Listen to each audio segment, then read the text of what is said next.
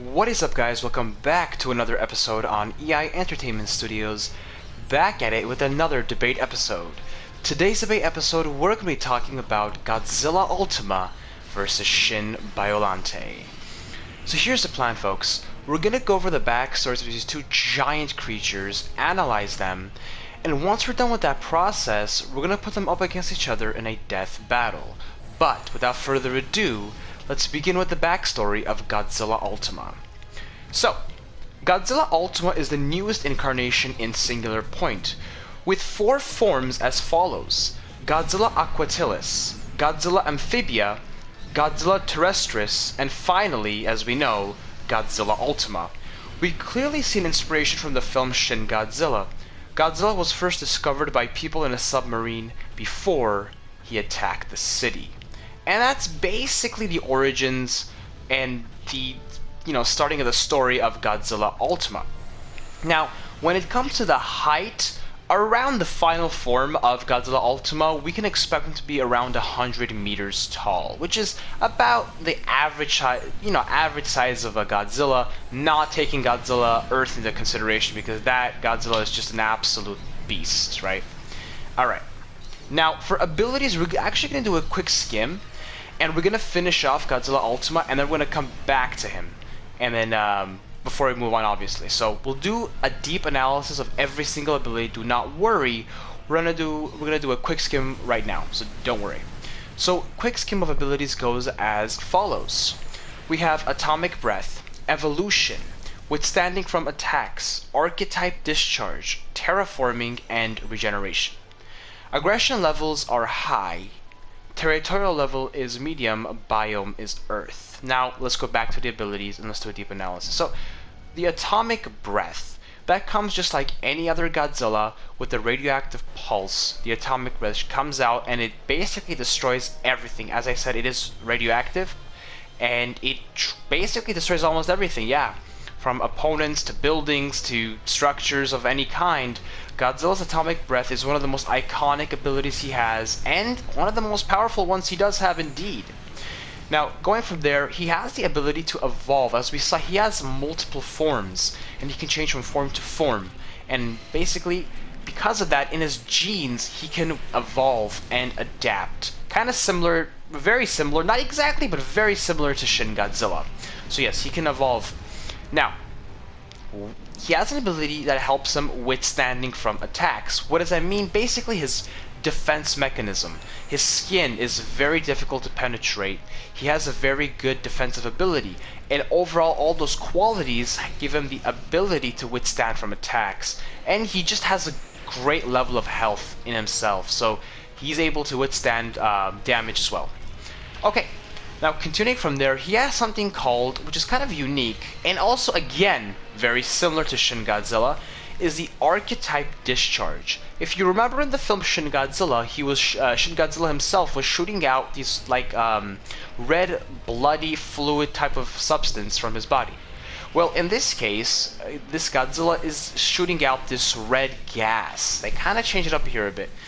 And that's known as the Archetype Discharge. And what it does is basically it covers Godzilla in this red mist, and because of that, it's a very good ability because he gets disguised in that, so his opponents don't see him. It's a great way to defend himself and use it as an offensive technique. He can hide in this mist, this Archetype Discharge, and then attack his opponents out of nowhere, like kind of, you could say, an ambush, right? So the Archetype Discharge is very powerful. Going from there, he actually has the ability to do terraforming. And with this ability, he can basically generate these unique plants that can basically distort dimension and time. And that's more of a timing thing where it kind of sets the time with the end of the age. As if you watch the show, you'll know what I mean. And it's not the biggest ability in terms of a battle, but it does have something to do with changing time here and there and changing outcomes. So, I mean, you could say it does. It definitely does. I take that back. But you get the point. It's more of a story-based ability. Now, going from there, he also has regeneration. Basically, he can regenerate from health, and he has a good health level. So he can regenerate from damages. Alright, folks. That is going to sum up Godzilla Ultima. Let's move on to Shin Biollante. Okay, so Shin Biollante came into existence when the coagulant that was sprayed into Shin Godzilla's mouth right before he froze, one of the small humanoids was able to fall off the tail before all of them froze. From a long fall, the humanoid was bleeding and looked for a place to rest, and happened to come across a field of roses, and thought they could be food. Interesting. The humanoid started eating all of these roses, and the DNA mixed with all the roses he had devoured, including the blood he spilled, on the ones he didn't eat.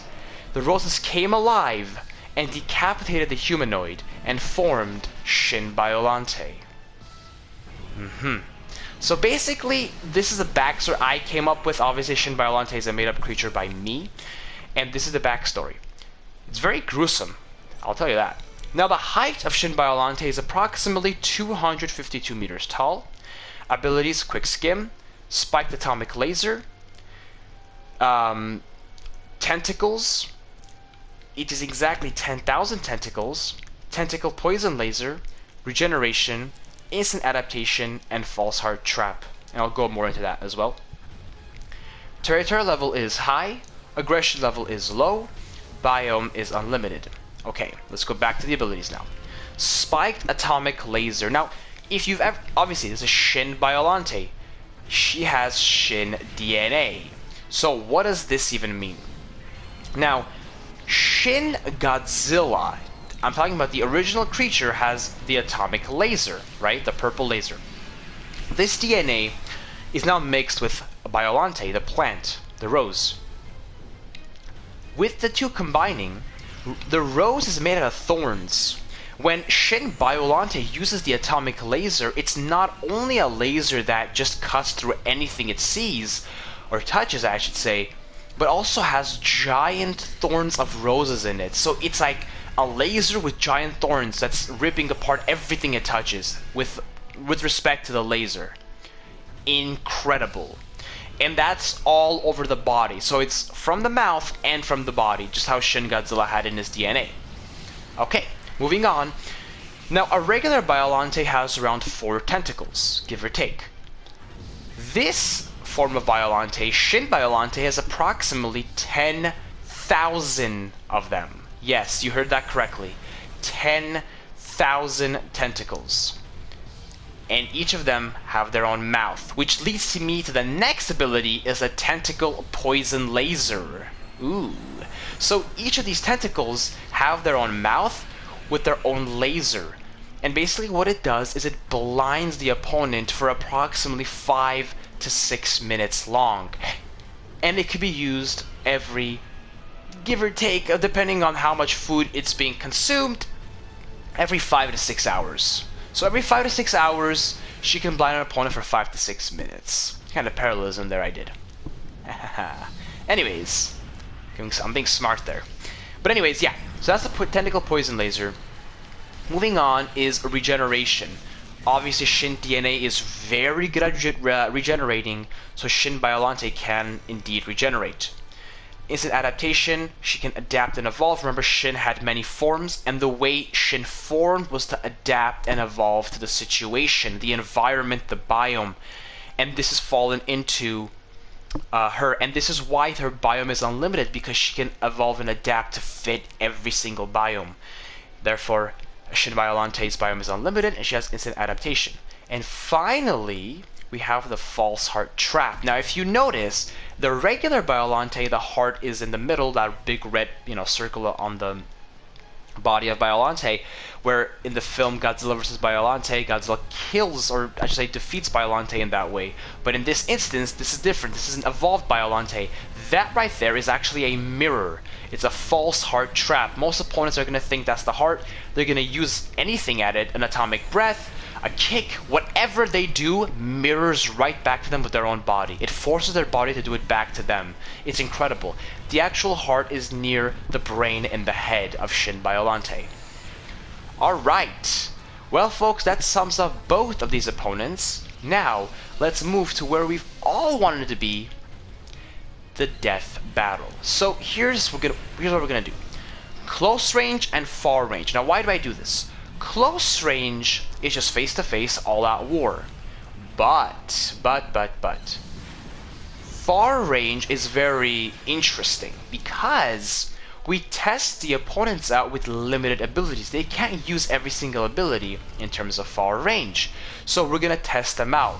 And it's a very, very powerful way, an effective way to see how good an opponent is and if they can defend themselves with having limited abilities. Alright, so let's start off and let's see what abilities Godzilla Ultima can and cannot use in terms of far range. Now, to kind of be more precise, they have to be 700 meters apart. So that means absolutely no physical contact. Absolutely no physical contact. Very, very interesting, right? So, atomic breath, obviously meant to go far distances, can be used. Evolution, nothing to do with distance, that's fine. Withstanding from attacks, nothing to do with far distance, that's fine. Archetype Discharge is fine. Terraforming is fine. And Regeneration is fine. Godzilla Ultima can use every single ability in terms of far range. Okay, that's really good. That's usually rare. Now, let's go to Shin Biollante. Spiked Atomic Laser, of course, made to go far distances. Yes. 10,000 tentacles, only defensive. Remember, no physical contact. 700 meters apart, she can, cover herself up with the tentacles, but she can't use them to physically attack the opponent. Tentacle Poison Laser, no, those will not travel that far, so no. Regeneration, sure. Instant Adaptation, sure. False Heart Trap will not work from 700 meters. Ooh, okay. So, in this instance, I personally see Godzilla Ultima being the first one to attack. That's what I see. Him being more aggressive. So, because of that, with the Atomic Breath is going to do a lot of damage. Of course, to Shin Biollante, but there needs to be something said about this. With the body of Shin Biollante, and the way she is made, she can evolve and adapt to get less damage from the abilities, of course. Now, with that being said, specifically, right, with respect to the Atomic Breath of Godzilla Ultima, at one point, Godzilla Ultima might use it at the False Heart Trap, but we did go over the False Heart Trap as being inefficient in terms of far range. So, that is at one point, but it is going to be basically ineffective to the health of Shin Biollante. So, in terms of far range, the Spiked Atomic Laser is going to be very, very good. Very, very powerful. And it's going to do a lot of damage to Godzilla Ultima. But, is that enough? Because remember, most of the abilities, most of the powerful ones for Shin Biollante, she cannot use. But Godzilla Ultima can use all of his abilities. So that's a very, very powerful one. Very powerful in the terms of far range, right? So, because of the Atomic Breath and the Spiked Atomic Laser going face to face, I believe, personally, the Spiked Atomic Laser is going to do more damage, regardless of the Archetype Discharge and the Terraforming. That is going to do more damage, and it's going to cause, basically, Godzilla Ultima to take enough damage to either fall down, retreat, or potentially even die. So that's my consensus in far range. The winner is going to be Shin Biollante. Now, going to close range, face to face, let's take this into consideration, right? This is an important one. Godzilla Ultima is around 100 meters tall, right? And Shin Biollante is 252 meters tall. Now, when they're going face to face, that's when things get interesting. They are going to obviously charge at each other, ram into each other. And who's going to win the ramming? Obviously Shin Biollante. She's huge, she's bigger, and she's going to deal more damage. So she's going to throw Godzilla Ultima to the ground, be on top of Godzilla Ultima during this face-to-face battle, because she is way, way bigger. And the biggest mistake that Godzilla Ultima can make is use the atomic breath, which he will.